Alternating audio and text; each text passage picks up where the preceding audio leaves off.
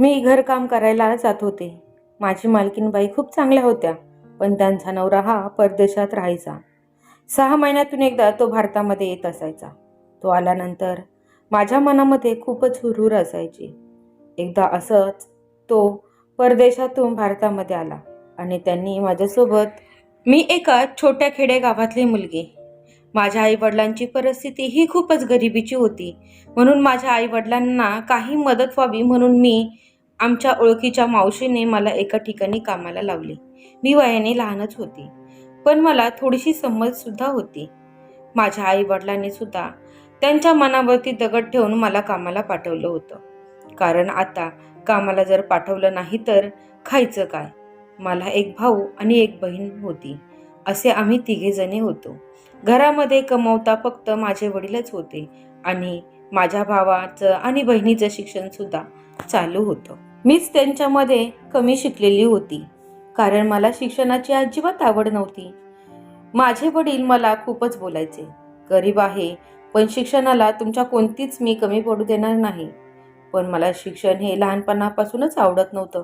म्हणूनच आता घरामध्ये बसून ठेवण्यापेक्षा काहीतरी काम करावं असं मलाही वाटत होतं आणि माझ्या आईलाही वाटत होतं. माझ्या आईने मावशीला विचारलं कामाला कुठे पाठवायचं, तेव्हा ती म्हणाली तिला मुंबईला पाठवावं लागेल आणि त्या मॅडमसुद्धा येऊन जाऊन असतात. माझ्या आईला त्या मॅडमशी भेटून दिलं. माझी मावशी त्या मॅडमकडे येऊन गेली. मॅडमची आणि मावशीची आधीच ओळख होती आणि मावशी माझ्या आईला त्या मॅडमला भेटायला घेऊन आली. मॅडम आईला भेटल्या आणि चांगल्या विचारपूस सुद्धा माझ्या आईने केली. त्या मॅडम म्हणाल्या माझा नवरा 6 महिन्यातून एकदा घरी येत असतो आणि तो 8 ते 15 दिवस घरामध्ये असतो. कुठेही कधीही बाहेर जात नाही. तेव्हा तुमच्या मुलीला तेवढं दिवस सांभाळून घ्यावा लागेल, नाहीतर मी घरात एकटीच असते. माझ्या इथे कोणीही येत नाही. आता मॅडम आणि आम्ही दोघीच तिथे राहणार होतो. माझ्या आईने मला तिथे जाण्याची परवानगी दिली होती. त्या मॅडम मला म्हणाल्या होत्या तुला अधूनमधून मी थोडं थोडं शिकवे सुद्धा जाईन, कारण आवरल्यानंतर काहीच काम नाही राहत. मला तिथे राहायला आवडलं. माझ्या आईने मला लगेच नेऊन सोडलं. माझी मावशी आणि आईने हे मला सोडवायला आल्या होत्या.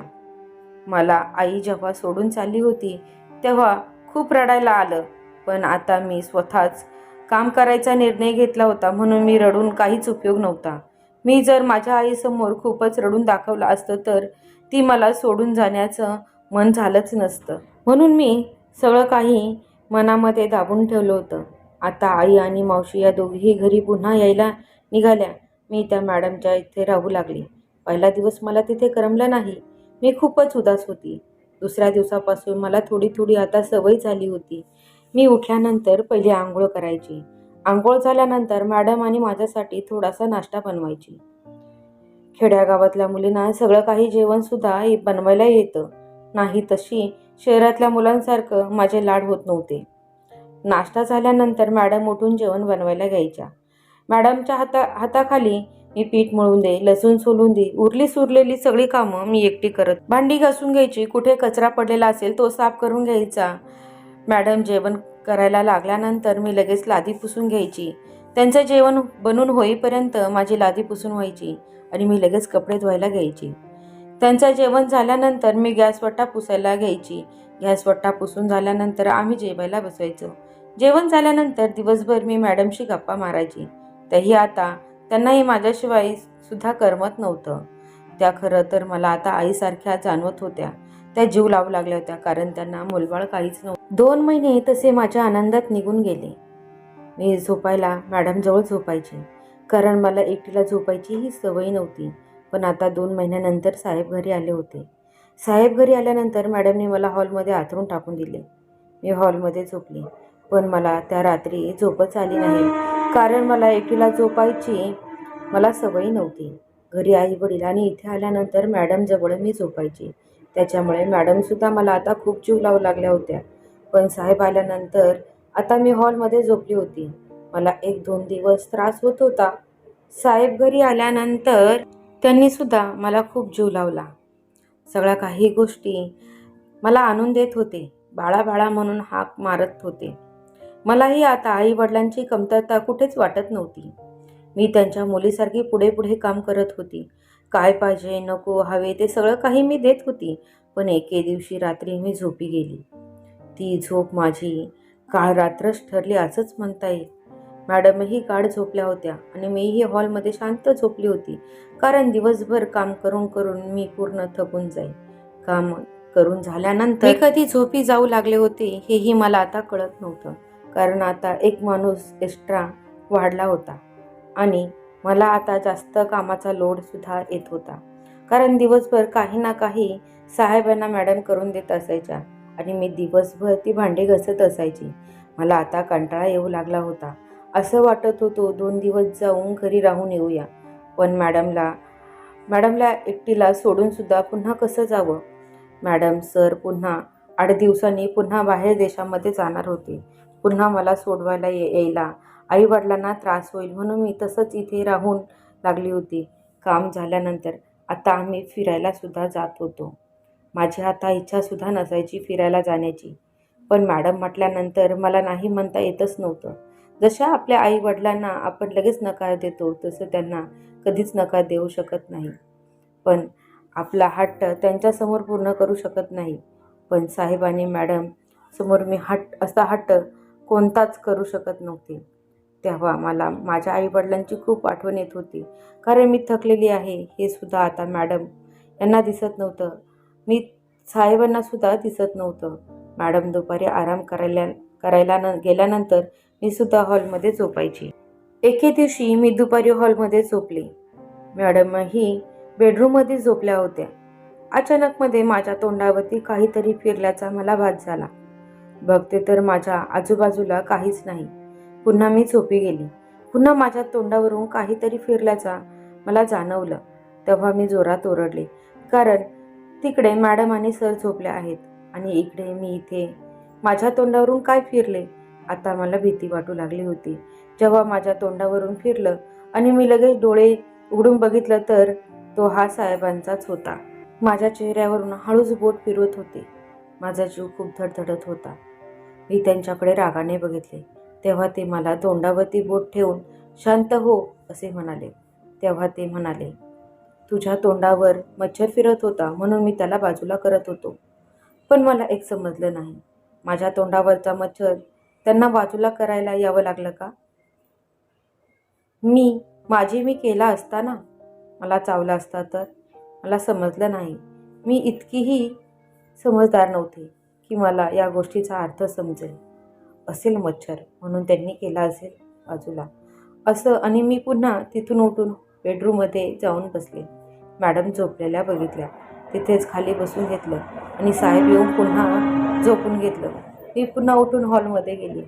साहेबांच्या मनामध्ये काय चालू आहे आता मला त्यांच्या मनामधलं जाणून घेतलं पाहिजे. नाही तर मला इथं राहणं शक्य होणार नाही. आता मी झोपून लागले होते. रात्रीसुद्धा बेडरूमचा दरवाजा बाहेरून लावून घेतला होता. कारण माझ्या चेहऱ्यावरून जेव्हा हात फिरायचा तेव्हा तो स्पर्श मला वेगळाच जाणवत होता. आता रात्र झाली होती आणि मॅडम म्हणाल्या, तू हॉलचा दरवाजा लावू नकोस कारण मला कधी कधी तुला बघायला यावं लागतं. तुला भीती सुद्धा वाटत असेल. मी म्हणाले, नाही मॅडम, मी एकटी झोपेल बाहेर. मॅडम ह्या मला खूप जीव लावू लागल्या होत्या. पण साहेबांच्या मनामध्ये नक्की काय आहे हे मला अजूनही काही समजलं नाही. आत्ता मला माझ्या आईवडिलांची खूप आठवण येत होती. माझे वडील घरात असले तर कधी मला अशी त्यांची भीती मनामध्ये वाटली नाही. मला त्यांच्यापासून दूर जावं लागलं नाही. उलट माझे वडील माझ्याजवळ आल्यानंतर मी बिनधास्त झोपायची. पण आता माझ्या वडिलांची जागी साहेब होते. त्यांना माझ्या वडिलांची जागी बघत होते. पण त्यांनी माझ्या वडिलांची जागा कधीच घेतली नाही. कारण परका माणूस तो परकाच असतो. माझा बाप तो माझा बाप होता. बापाची जागा तो परका माणूस कधीच घेऊ शकत नाही. हे मला त्याच्यातून समजलं होतं. आता मॅडम म्हणाल्या, जोपर्यंत साहेब घरी आहे तोपर्यंत मी घरी जाते. तेव्हा मॅडम म्हणाल्या, तुला घरी जाता येणार नाही कारण एकटीवरती सगळं काही कामाचा भार येईल. म्हणून तू आता काही जाऊ नकोस. जेव्हा साहेब जातील तेव्हा तू घरी जाऊन ये. आई वडिलांना भेटून ये. खरं सांगायचं तर मला जायची इच्छा अजिबात नव्हती, पण साहेबांच्या वागण्यामुळे मला तिथे राहूशी सुद्धा वाटत नव्हतं. मॅडम म्हणू लागल्या, आता मी कशी करू लागले होते. कधी माझ्या तोंडावरून हात फिरवायचे तर अचानक मध्ये साहेब ना रात्री माझ्यासमोर बघायचे. सांगू तर मी कोणाला सांगू, आणि सांगितलं तरी काय सांगू, की साहेब हे माझ्या चेहऱ्यावरून हात फिरवत असतात.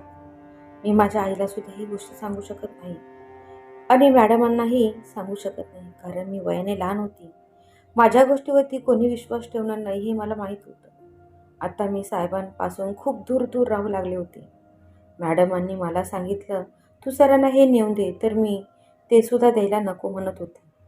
मी दुसरं काम करत आहे असं कारण देऊन मी दुसरं काम करत असायची, किंवा ते काम करत नसेल तरीही मी ते करायला घ्यायची, कारण मला आता साहेबांच्या समोर सुद्धा जायची इच्छा राहिली नव्हती. आता एकत्र जेवणाची सुद्धा मला भीती वाटू लागली होती. साहेब आणि मॅडम जेव्हा एकत्र जेवण करायला बसायचे तेव्हा मी सुद्धा त्यांच्यासोबत जेवायला बसायची. पण आता मी त्यांना म्हणत होती, मला भूक नाही, तुम्ही जेवा, मी नंतरून जेवेल. मॅडम हा माझा वेगळेपणा जाणून येत होता. मी त्यांच्यापासून वेगळी राहत होते. त्या मला म्हणाल्या, तुला काय झालं आहे रेणू? तू अशी का वागत आहे? जे काही असेल ते सत्य मला तू सांगू शकतेस. तेव्हा मी त्यांना म्हणाले, मॅडम जेव्हा तुम्ही झोपल्या जातात तेव्हा साहेब माझ्या जवळ येतात, माझ्या चेहऱ्यावरून हात फिरवतात किंवा चेहऱ्याला बॅड फिलिंगने टच करतात. मी जर झोपेत असेल तर माझ्या अंगावरची गोधडी सुद्धा ओढून घेतात. मला त्यांच्यामुळे तिथे राहायची इच्छा नाही. जेव्हा साहेब कामाला जातील तेव्हा मी पुन्हा कामाला येईन. तेव्हा आमच्या मॅडम मला म्हणाल्या, तू काही काळजी करू नको, मी आता साहेबांवरती लक्ष ठेवून राहील. ते जेव्हा तुझ्या जवळ येण्याचा प्रयत्न करतील तेव्हा आम्ही त्यांना रंगे हात पकडेल. तू काही काळजी करू नको. असं म्हटल्यानंतर माझ्या मनामध्ये उत्साह निर्माण झाला होता आणि मला आधार भेटला आहे. आता मला घाबरायची काहीच गरज नाही. एक रात्री साहेब उठून माझ्या रूममध्ये आले. ते त्यांच्या नादामध्येच होते. मॅडम ह्या मी सांगितल्यापासून एकदमच जागसूत झोपत होत्या. सरांची हालचाल आता मॅडमांना वेगळीच वाटू लागली होती. त्यांच्या बोलण्यामध्ये सुद्धा वेगळेपण जाणवत होता. ते माझ्या रूममध्ये आले तेव्हा मॅडम सुद्धा हळूच त्यांच्या पाठी आल्या. ते माझ्या चेहऱ्यावरून हात फिरवत होते. तेव्हा मॅडमने व्हिडिओ क्लिप काढून घेतली. माझ्या अंगावरची ते हळूच गोधडी सरकवत होती. ती सुद्धा व्हिडिओ क्लिप मॅडमने हळूच काढून घेतली. सगळं काही घाणेरडे चाळे चालू होते ते सगळे मॅडमने मोबाईलमध्ये रेकॉर्डिंग करून घेतले होते आणि जोराने येऊन त्या साहेबांना ओरडून, रमेश तू काय करत आहेस? अरे ती मुलगी खूप छोटी आहे, तुला लाज वाटत नाही का? जर आपल्याला एवढ्या दिवसामध्ये मुलगी किंवा मूल झालं असतं तर ते सुद्धा हिच्या एवढंच असतं. याचा तरी तू विचार करत जा. सरांना लाज वाटली. तेथून ते घाईघाईने निघून गेले. तू वेडी आहेस का? मी तिला काही केलं नाही. तिच्या अंगावरती मच्छर बसला होता, तो बाजूला करत होतो आणि अंगावरती गोधडी टाकत होतो. अरे मी जे तू केलं आहेस त्याच्या सगळी व्हिडिओ रेकॉर्डिंग केली आहे. तू काहीच स्पष्टीकरण मला सांगू नको, असं मॅडम त्यांना स्पष्टपणे बोलत होती. तिला मी आपली मुलगी मानलं आहे आणि तू तिच्यासोबतच घाणेरडे चाळे करतोस. तुला लाज वाटत नाही का? तेव्हा सरांना लाज वाटली आणि ते त्यांच्या बेडरूममध्ये झोपायला निघून गेले. तेव्हा मॅडम मला जवळ घेतलं आणि दुसऱ्या दिवशी सकाळी मला माझ्या गावी सोडून यायचा विचार घेतला. तू अशी नाराज का राहत होतीस याचं कारण मला आता स्पष्ट दिसलं आहे. जोपर्यंत समाजामध्ये अशी घाणेरडी माणसं आहेत तोपर्यंत गरीब मुलगी, अनाथ मुली यांना जगण्याचा आणि एकटं राहण्याचा काहीच अधिकार नाही. तुझ्या आई वडिलांकडे तुला सकाळी मी नेऊन सोडते. सकाळी मी माझ्या आईच्या आणि वडिलांच्या घरी निघून गेले. मला माझ्या आई वडिलांची खूपच आठवण येत होती आणि मी माझ्या आईला भेटल्यानंतर तिच्या गळ्यात पडून मी खूप रडू लागले होते. तू अचानक मध्ये अशी का आलीस? अशी माझी आई म्हणाली. तेव्हा मॅडम म्हणाल्या, काही नाही, साहेब घरी आले आहेत ना, तिच्यावरती कामाचा खूप लोड येतो म्हणून तिला आणून सोडलं आहे. जेव्हा साहेब परदेशात जातील तेव्हा मी तिला पुन्हा घ्यायला येईल. तेव्हा आई म्हणाली, ठीक आहे. तसंही मी रेणूला खूप दिवस झाले भेटले नाही, तर मित्रांनो, अशी ही छोटीशी गोष्ट तुम्हाला आवडली असेल तर नक्कीच लाईक करा, शेअर करा. छान छान गोष्टी पाहण्यासाठी क्रियांश रिअल स्टोरी या चॅनलला सबस्क्राईब करा. सगळ्यात पहिली नोटिफिकेशन तुमच्यापर्यंत पोहोचण्यासाठी ऑलवर सेट करून ठेवा. धन्यवाद. आणि ह्या गोष्टीमधून जर मन कोणाचं दुखवलं असेल तर माफ करा. जे मनामध्ये येतं तेच मी लिहिते. याचा कोणाशीही संबंध नाही आणि संबंध आल्यास हा नुसताच योगायोग समजावा. धन्यवाद.